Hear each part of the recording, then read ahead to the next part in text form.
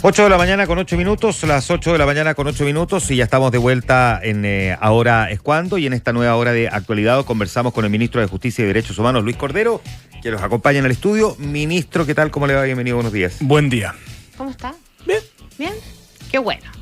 La agenda le regala un tema nuevo, entre comillas. Nuevo, entre comillas. Y porque... le regala, entre comillas. Claro. Y le regala, claro, un regalo conmigo. Todo en la lógica. Porque ayer el Tribunal Constitucional se pronunció respecto del requerimiento presentado por varios senadores en contra de la mutualización. Usted ya había dicho, ministro, que aquí había una cuestión de forma, ¿verdad? Porque no es atribución de los parlamentarios presentar una cuestión que es como implica gasto de recursos, ¿verdad? Y bastante millonario, es una facultad exclusiva del Ejecutivo en este caso. Eso es lo que acoge el Tribunal Constitucional sin meterse en el fondo del tema. Pero sí, yo recuerdo conversaciones anteriores, y no de vidas pasadas, sino que de esta vida suya, sí, siendo ministro de Justicia, después de analizar los fallos de la Corte Suprema, que usted había anticipado también que la Corte Suprema se opone a la mutualización. O que también avanzar en la mutualización sería contravenir el fallo de la Corte Suprema. Expliquemos en qué va a quedar este tema, y si eventualmente hay algún espacio para que el gobierno se las ingenie y genere algún mecanismo que permita viabilizar el pago de la deuda por parte de la ISAPRE, porque el argumento de los senadores era ese, ¿verdad? Disminuir el monto para poder hacer posible el pago de la deuda. Sí, a ver, yo creo que la discusión de la ley Corte ISAPRE está en un delgado pasillo, porque en rigor no es un proyecto cualquiera, sino que es un proyecto que tiene por propósito dar cumplimiento a una sentencia de la Corte Suprema. Uh-huh.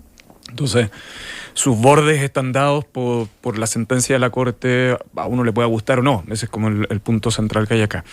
Lo que se debatía en el Tribunal Constitucional era específicamente si la obligación, si el efecto de mutualización podía ser de iniciativa de los parlamentarios del Ejecutivo, fundamentalmente porque las materias de seguridad social son de iniciativa del Ejecutivo. Uh-huh. La razón por la cual el Senado declaró admisible esa norma es que entendía que la obligación de restitución que había ordenado la Corte era una obligación civil. Disculpa la explicación, pero creo que es relevante, sí, para poder entender que lo que se debatía en el tribunal, porque era una discusión muy técnica. En cambio, la discusión de quienes requirieron era que incluso ese aspecto era un problema que estaba vinculado al contrato de salud, y el contrato de salud era un tema de seguridad social. Los precedentes de la Corte y del Tribunal Constitucional que los casos ISAPRE están vinculados a seguridad social son bien conocidos. Todavía no conocemos los fundamentos del fallo, esto es bien importante. Uh-huh. Y además lo que tampoco se tenía tan claro era si el Tribunal Constitucional tenía un espacio para entrar a interpretar la sentencia de la Corte, que yo creo que también es un tema relevante una vez cuando uno vea los fundamentos de la decisión de mayoría y minoría. Pero dicho eso, efectivamente, si ha sido rechazado, que probablemente el tribunal está diciendo que es de iniciativa exclusiva, y en el contexto del debate parlamentario en la comisión, o sea, en la Cámara de Diputados, es donde se va a abrir esta discusión, que puede ser, que probablemente para algunos podrá ser mutualización, pero recuerden que hay 2 o 3 alternativas técnicas dando vuelta y que se han planteado por grupos especialistas, y que probablemente va a tener en consideración la Comisión de Salud ahora en esta discusión en la Cámara de Diputados. Pero a partir del fallo de la Corte Suprema, ¿es posible también sacar una derivada o una conclusión respecto de la opción de mutualizar? La opinión del Ejecutivo en ese punto es que, dado que las sentencias de la Corte fueron por cada ISAPRE, uh-huh, respecto de un caso, y que la Corte obligó la restitución respecto del afiliado que recurrió, pero todos de aquellos que estaban en la misma situación, el Ejecutivo entiende que eso es una obligación de restitución que se aplicaba para cada afiliado que se encontraba en esa hipótesis. La mutualización tiene un efecto de distribuir riesgo, que puede ser razonable desde el punto de vista de política pública. Yo creo que la discusión no es esa para estos efectos, que es completamente válido lo que quiero decir, sino si ese criterio implica el cumplimiento de la sentencia y la obligación de restitución. Y en eso el Ejecutivo ha sido bien claro respecto a la interpretación de esta regla, o sea, de la sentencia de la Corte. Pero eso no implica que no existan otras alternativas de discusión que se ha estado planteando en la Cámara. Para esa interpretación que hace el Ejecutivo de para dónde apunta el fallo de la Corte, no se puede, porque es una interpretación, ministro. No es consultable, no es aclarable, no es discutible, ¿no? ¿O sí? A ver, lo que pasa es que en esta parte el Ejecutivo entiende que la parte resolutiva del fallo es bien claro. Uh-huh. Cuando se generó la declaración de la ministra Vivanco, recuerden, que sí, en ese momento dio la entrevista al diario La Tercera. Que en ese momento era la vocera de la Corte vocera Suprema de la Corte. y no se sabía si estaba hablando como integrante de la sala que tomaba la resolución o como vocera de la Corte. Las ISAPRES que hasta ese momento habían decidido no solicitar aclaración, solicitaron aclaración. El Ejecutivo había pedido aclaración por otros aspectos que se aclararon sobre el caso del menor de 2 años, los menores de 2 años. Y la Corte a esa aclaración solicitada por la ISAPRE tuvo una expresión lacónica. Sí. Dice, no hay nada que aclarar, pero también hay que recordar que para llegar a esa conclusión no hay nada que aclarar. La Corte recordó los considerandos específicos donde había decidido el asunto y eran muy, en nuestra opinión, muy categóricos en términos a que había una obligación de restitución que había establecido la sentencia. Esos son los bordes. Ahora, esto no es un problema de voluntad, como yo creo que algunos plantean, es cómo se concilia el cumplimiento de una sentencia, porque el precedente también es complejo, que uno puede decir que una sentencia uno la puede dejar sin efecto simplemente por una decisión legislativa general. Ahora, las alternativas para seguir discutiendo sobre este punto yo creo que están abiertas en la Cámara. ¿Cómo se compatibiliza, ¿cómo se compatibiliza qué? Para entender bien con lo ¿Cómo que se dice. compatibiliza la obligación De cumplir la sentencia? de cumplir la sentencia ¿Con? Con un criterio política general que tiene que ver con la viabilidad del sistema. Porque yo creo que si hay un tema que es indiscutible y que ha sido explícito del gobierno, es que la razón que explica la presentación de la ley Corte de ISAPRE es precisamente para darle viabilidad al sistema. Ya, lo que pasa es que los expertos, no solamente la ISAPRE, los expertos plantean que si se diera cumplimiento en el entendido de cuánto es lo que deben, dicho bien en fácil, el sistema podría colapsar porque hay ISAPRE que simplemente no podrían cumplir con lo que tengan que devolver. Sí, mi único tema sobre ese punto, y particularmente en el caso de las ISAPRE históricamente siempre han utilizado el argumento... Pero por eso dije los expertos, no solamente la ISAPRE. Lo que hacen los expertos, recuerda que hay como 2 o 3 alternativas. No solo está la mutualización, está también lo que trabajó el equipo de la Facultad de Economía de la Universidad de Chile. Es decir, todo el mundo entiende, por cierto, que hay una obligación de restitución que tiene un impacto financiero en la ISAPRE. Yo creo que nadie pone en duda que eso es así. El tema del monto. No solo el tema del monto, sino que además es la consistencia para el funcionamiento del sistema de salud en el futuro. Y yo creo que, por cierto, hay veces que cuando se especula ¿no? que como que el gobierno desearía eliminar la ISAPRE, yo creo que no hay ningún gobierno que quiera un colapso en el sistema de salud. Eso es como un absurdo, ¿no? Es como es autosabotaje, ¿no? Y a mí me parece que eso yo creo que lo relevante es tratar de buscar una solución, y en eso ha estado el gobierno desde que presentó la ley Corte de ISAPRE. No, ¿hay espacio para ponerse creativo, ministro, no? Es un tema en el que está trabajando la ministra de Salud. Ya. Vamos a otros temas. Ya. Voy a despejar el tiro uno que anda dando vuelta hace unas horas, ¿no? Lo que ocurrió con el Seremi de Justicia del Biobío, que presentó su renuncia, estuvo menos de un día en el cargo. Sí. Que renuncia porque se revelaron algunos antiguos tweets en los que escribía mensajes aparentemente ofensivos contra las mujeres. No se hizo un chequeo ahí, que como que uno dice, como que desde hoy día revisar los Twitter. ¿Qué pasó ahí? Sí, se hizo el chequeo. Pero no encontraron los tweets. Pero se hizo un chequeo errado. Mal hecho. Sí. Ya, Sí. pero que revisaron la otra cuenta. Mejor no profundizar sobre ese punto, porque podría haber sido un poquito más riguroso esa revisión, y no lo fue. ¿Y quién hace esa revisión, ministro?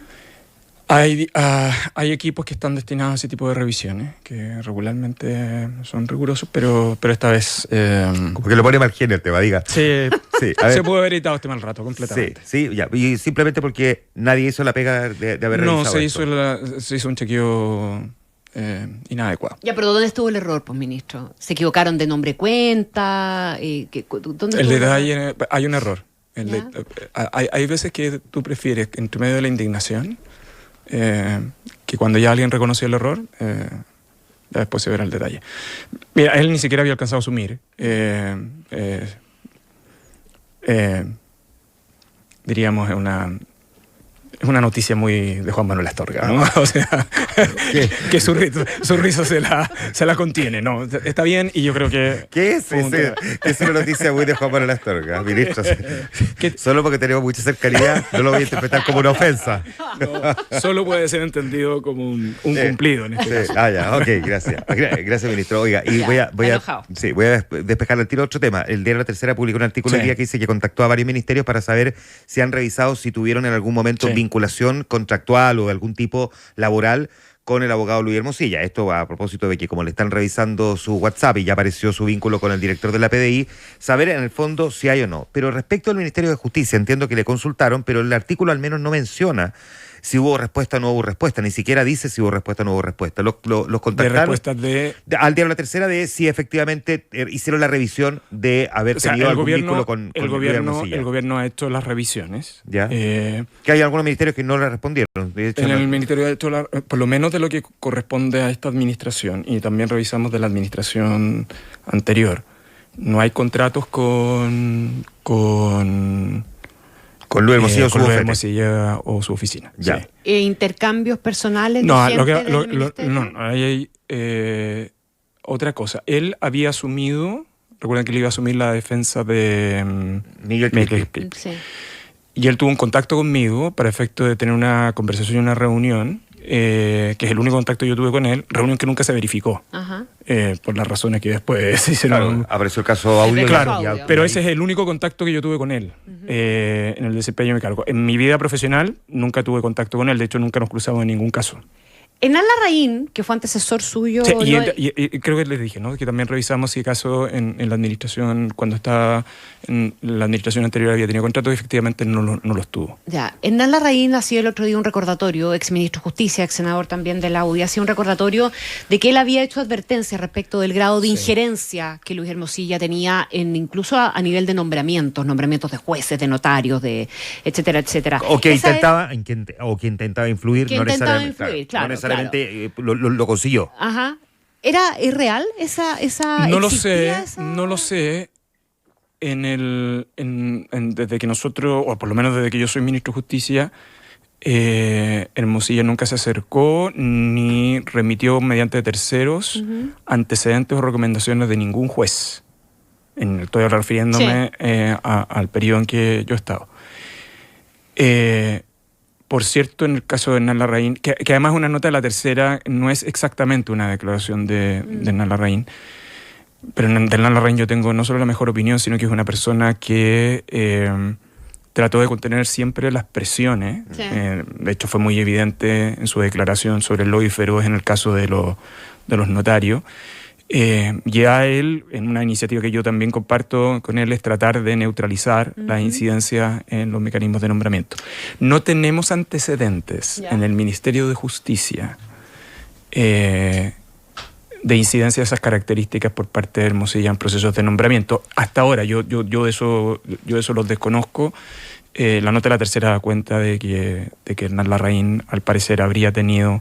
Le incomodó el ver que había un interés de que se nombrara a determinados jueces en la Corte de Apelaciones de Santiago. Claro, lo que pasa es que... Más allá de que no haya prosperado, digamos, ese esfuerzo de Luis Hermosilla en influir ahí, pero así lo hizo saber, digamos, al entorno del presidente Piñera. Sí, para que ustedes tengan claro, en el caso de los jueces de letras, la facultad está completamente delegada en el ministra de Justicia. Y ahí se hace la evaluación, hay equipos que hacen eso. Respecto de ministros de Corte de Apelaciones, firma el ministro de Justicia, pero siempre debe firmar el presidente. Y en el caso de ministro de Corte Suprema, la propuesta la tiene que hacer el presidente al Senado. Entiendo yo que las observaciones de Hernán estaban en esta segunda hipótesis. En el informe. Ahora, probablemente una de las preguntas que subyace, ministro, y es la derivada más, digamos, más prudente, o la reflexión más prudente que se puede hacer a partir de esto, y con la prudencia, estoy enjuiciando abiertamente las declaraciones de Camila Vallejo el otro día, digamos, ¿verdad? De decir que aquí había una red de corrupción, de cuello. Digamos que la reflexión que vino después de parte de la ministra Toá, diciendo que a todo el mundo le preocupa que aquí haya efectivamente redes de corrupción o redes de poder, etcétera. Lo que efectivamente eso inquieta, y inquieta saber cuántas personas podían ¿Cuántos Luis Hermosillas podemos tener dando vuelta? ¿Por qué periodo de tiempo? ¿Con qué grado de influencia? ¿Qué tan susceptible o vulnerable es nuestra institucionalidad al ejercicio de personas como esta que pueden buscar réditos personales o caerle bien a alguien o tener cuotas de poder, ¿verdad?, que los satisfagan en una cuestión media gótica, o vaya uno a saber qué, plata, no tengo idea, son varias las posibilidades. Sí. ¿Qué descripción haría usted de cuál es el estado de esa cuestión? A ver, yo creo que sobre la situación para ser franco, del celular de Luis Hermosilla, puede ser una caja de Pandora. Uh-huh. Primero por el perfil de él, ¿no? Ese era un abogado reconocido de la plaza, que tenía su práctica en materia penal, que además tuvo este tránsito también asesorando a dos administraciones en una posición con el Ministerio del Interior. Entonces las posibilidades primero de contactos profesionales que él pueda tener son muchos. Infinitas, claro. De sus clientes también, y probablemente la posición en la cual se encontraba también en relación a decisiones o autoridades públicas u otro tipo de autoridades en el fondo. De hecho, en esa nota de la tercera a la cual tú te refieres sobre la situación del exministro Larraín, como que hay una primera parte donde se refiere al rol que él cumplía reportando respecto a las situaciones de los jueces de la Araucanía, sí, ¿no? Entonces, yo creo que sin ni siquiera adentrarse en otros espacios, ¿no? Simplemente en esas comunicaciones probablemente pueden haber muchas. Algunas pueden hacer conversaciones completamente impropias, excesos de confianza, y hay otras que puedan ser genuinamente constitutivas de delito. Hasta ahora, la que tenemos de esos audios, constitutiva de delito, es la del exdirector Sergio Muñoz, pero fundamentalmente porque el exdirector reveló información que era secreta. El Ministerio Público no lo ha formalizado, por ejemplo, por cohecho, porque no sabemos si hubo intermediación de algo. Entonces, yo creo que es una investigación que está recién comenzando, que tiene una dimensión jurídica, que está vinculada a la responsabilidad penal, pero yo creo que yo entiendo bien hacia dónde tú vas, que tiene toda esta dimensión más de redes y vínculos, claro, que yo creo que todavía está por conocer. En su criterio, ministro, en su criterio, en su interpretación, desde el punto de vista, digamos, penal, es evidente, a esta altura pareciera bastante evidente, ¿no?, que filtrar información de investigaciones reservadas a un abogado o a quien sea es constitutivo de delito, que es básicamente por lo que se formalizó el director de la PDI. ¿Es constitutivo de delito que Luis Hermosilla lo haya recibido? Si es que no pagó por esa información, si es que no se le comprueba el delito de soborno. Sí,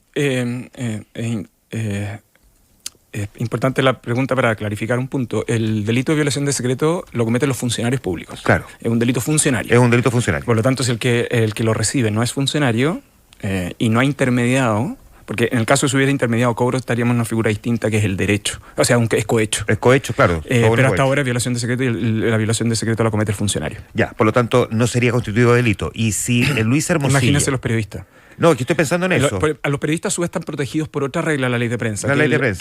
Que es el secreto de la fuente. Entonces, por eso la filtración periodística no puede estar sujeta a responsabilidad. Pero si Luis Hermosilla no pagó por esa información, o no se constituye ahí el delito de soborno y cohecho, y él además esa información se la entrega a un tercero, el que recibe esa información del abogado tampoco, por lo tanto, habría cometido un delito. Mire, yo no conozco las rutas investigativas que está desarrollando el Ministerio Público, pero el Ministerio Público, hay una cosa... Estoy pensando en esto, perdón, ministro, para que se entienda bien la pregunta y aterrizarla. Luis Hermosilla recibió información en al menos 5 casos. Solamente él era partícipe como abogado defensor en uno de esos 5 casos. En los otros 4, Enjoy, Dominga, Torrealba y Guevara, no tenía ninguna vinculación directa o indirecta desde el punto de vista profesional. La pregunta es, ¿qué hizo él con esa información? Muy probablemente se la derivó a un tercero. La pregunta es si al derivarla a un tercero, el que la recibió también eventualmente podría haber constituido algún tipo de delito, o simplemente esto queda en nada en la práctica. No, porque hay un punto que tiene 2 derivaciones que yo creo que es a la cual el Ministerio Público puede estar apuntando y que si ustedes miran con detalle están en los argumentos también de la defensa de Muñoz. Si produjo o no produjo afectación a la causa pública, daño a la causa pública, que en el fondo es si hubiera dañado las investigaciones. Que lo entiendo que los fiscales hasta ahora han declarado, los 4 fiscales han declarado que no han detectado hasta el momento eso. ¿Eso por qué es tan relevante desde el punto de vista técnico? Porque eso hace la diferencia entre la violación de secreto con una pena muy baja, claro, Pero si hay afectación a la causa pública, eso puede llegar a una pena de 15 años. O sea, la diferencia es bien relevante. Y en esta segunda hipótesis es probable que pueda dar origen a otras líneas de investigación que están más bien vinculadas, que esa información pudo ser útil más bien para obstruir la investigación. Pero eso, por ahora, lo único objetivamente que sabemos es que hay violación de secreto. Ministro, es cierto que usted el 5 de enero dijo acá, cuando se conoció la noticia de la formalización anunciada para el 7 de mayo del general Yáñez, sí, del general director de Carabineros, que él debía evaluar su permanencia en el cargo por el tema institucional, etcétera, etcétera. Pero dicho el domingo pasado en el contexto de la caída de Muñoz, sí, sugería otra cosa en el fondo, sugería eventualmente una especie de llamado a Yáñez a que se fuera y a que considerara sí, su renuncia anticipada. Yo me imagino que usted asumió que ahí puede haber habido un tema comunicacional o político y un tema de oportunidad que hizo que se leyeran sus palabras de una manera distinta y que apareciera usted abiertamente pidiendo la renuncia al general Yáñez. A partir de eso se habló de la doctrina Boric. Sí. ¿Cuál es, en definitiva, la doctrina frente a este tipo de situaciones? Bueno, es la que el gobierno señaló de modo bien explícito el día viernes. Que yo, de hecho, el domingo en la entrevista, yo decía, pero si yo esto ya lo dije. Me lo había dicho acá. Sí. Efectivamente. En Infinita. Sí, pero convengamos que pero con un contexto distinto, claro. Sí, lo tengo perfectamente claro. Y en el derecho administrativo el contexto lo es todo. Mira, cuando el subsecretario Monsalve señala el día viernes que la formalización es el punto de inflexión, tiene que ver con esta idea de que la formalización es un elemento que es clave para definir la situación en aquellas personas que están a cargo, y esto es bien importante porque esto no tiene que ver ni con Muñoz ni con Yáñez, tiene que ver con la posición de los directivos públicos del Estado. Porque yo creo que en esto hay que ser bien claro. La formalización es un acto de comunicación a una persona que está siendo investigada por un hecho constitutivo de delito, y cuál es la participación que le da. Es cierto que es una figura jurídica pensada en beneficio de la persona que está siendo imputada. Pero es cierto que a partir de ese momento la concentración específica está vinculada a la defensa de esa investigación. Por lo tanto, lo que está detrás de esto, cuando el gobierno señala que la formalización es el punto de inflexión, es que a partir de ese momento el Ministerio Público puede adoptar medidas cautelares, puede solicitar medidas cautelares. Y lo que uno quiere es que las instituciones estén dirigidas con plena atención, sobre todo cuando estamos hablando de posiciones directivas. Y por eso ese argumento del Ejecutivo vale para cualquier posición. O sea, si es el caso mío o de cualquier directivo del Ministerio de Justicia, es exactamente la misma doctrina. Esta semana se me acercó un senador al cual le tengo mucho aprecio, que es un senador de oposición, y me dijo, mira, ministro, tengo una diferencia contigo porque esa doctrina es extremadamente peligrosa si tú tienes un fiscal descriteriado, que te puede formalizar por cualquier cosa. Yo le dije, ok, pero si el problema es ese, el tema, sin embargo, es que uno tiene que velar por la continuidad de las instituciones, ¿no? Por eso yo he dicho insistentemente que las instituciones son más importantes que las personas. Entonces, miremos la formalización, pero no afectemos un principio general que tiene que ver con el funcionamiento estatal, que nada implica pronunciarse sobre la culpabilidad o inocencia del funcionario, el directivo, porque claro, esto es esencialmente en un caso de un directivo. No es asumir automáticamente la culpabilidad. No, porque es evidente, si esto es simplemente el funcionamiento de la institución que ha evidentemente y sobre todo afectado. El directivo, yo te diría que ese es el principal situación. El funcionario de carrera probablemente no, pero el directivo tiene una posición donde la institución y los destinos de la institución y cómo marcha la institución está muy vinculada a la forma en que debe llevarla a cabo. Ya, no es petición de formalización, es la formalización, por lo tanto. Es que claro, por eso el gobierno ha dicho la formalización es el punto de inflexión. La formalización es el punto de inflexión. ¿Y el punto de inflexión en la práctica significa qué? Que debe dejar el cargo y si no lo deja, se le pide la renuncia. Mire, yo el viernes, porque el domingo también me preguntaron cómo había procedido en el caso del gobierno. En ese caso el gobierno le había pedido la renuncia de Muñoz. Y la verdad yo lo que dije, sí, que el gobierno había instado, ¿no? Él tuvo en La Moneda, tuvo la reunión con la ministra Toa, el gobierno ha sido bien claro sobre este punto. ¿Y por qué esto es relevante? Porque el abogado defensor dijo, no le pidieron la renuncia. Pero sí a él se le instó. Y la razón es muy simple, porque la renuncia también supone un acto de responsabilidad de quien ejerce el acto de dirección. Y Muñoz tomó esa decisión, después de que habló con la ministra Toda, fue citado por el presidente y a él le entrega la renuncia. Entre otras cosas, había un aspecto ahí luego que su defensa asumió, cuál era que él declaró voluntariamente el día antes. Si uno mira todo el argumento de su defensa el día de la audiencia, está destinado a decir, él colaboró, él puso a su cosa disposición. que la jueza interpretó como lo que le buscaba para rebajar la cautelar. Pero sí, era Claro. muy evidente que esa estrategia. Entonces, ¿qué es lo que hay? Mire, el gobierno también ha tenido en consideración lo que sucedió con el ex general Martínez, que en una hipótesis de investigación distinta, con un sistema de enjuiciamiento distinto, pero él, cuando vio la proximidad de su procesamiento, lo que hizo es que renunció, abordó su caso, obtuvo, de hecho triunfó impugnando eso. Entonces yo creo que detrás de esto, y por eso yo saco la situación de Núñez, de Yáñez, Martínez, tiene que ver con la situación en la cual se encuentra. Por eso cuando en el programa igualmente me preguntan, ¿esto se aplica también a aquellos casos donde un funcionario directivo del Estado vinculado a el caso convenio fuera formalizado? La doctrina del gobierno es exactamente la misma, porque lo que busca es la continuidad institucional, y los directivos públicos en esto son muy relevantes. Yo por eso hago la distinción en quien está en una posición directiva de quien está en un cargo de carrera. Por lo tanto, uno debiera esperar que, de concretarse la audiencia de formalización del general Yáñez el 7 de mayo, porque también está la posibilidad de que se dilate. Sí. O que su abogado defensor consiga la anulación. Claro, pero si es la audiencia el 7 de mayo, uno debiera esperar que el general Yáñez entre a esa audiencia renunciado. El general Yáñez, mire, Carabineros tiene la virtud de tener funcionarios y funcionarias muy leales a su institución, y abril es un mes muy relevante. El 27 de abril, más el aniversario Carabinero. Yo lo dije acá también. El general Yáñez, mientras se mantenga en su cargo, tiene una responsabilidad constitucional y legal de seguir dirigiendo la institución, y lo ha hecho, tan pronto también supo de la fecha de su formalización. Ministro de Justicia y Derechos Humanos, Luis Cordero, conversando esta mañana con nosotros en Infinitas. Ministro, me voy a quedar con esa frase, una pregunta, está Juan Manuel Astorga. No, yo me voy reflexionando al respecto. No, pero no tienes nada que reflexionar. La doctrina Cordero sobre las preguntas de Juan Manuel. Gracias, ministro. Buen día, buen fin de semana. Que esté bien. Gracias. Chao. Voy a hablar con mi psicólogo. Ya, 8:35 minutos. Nos vamos a la pausa comercial.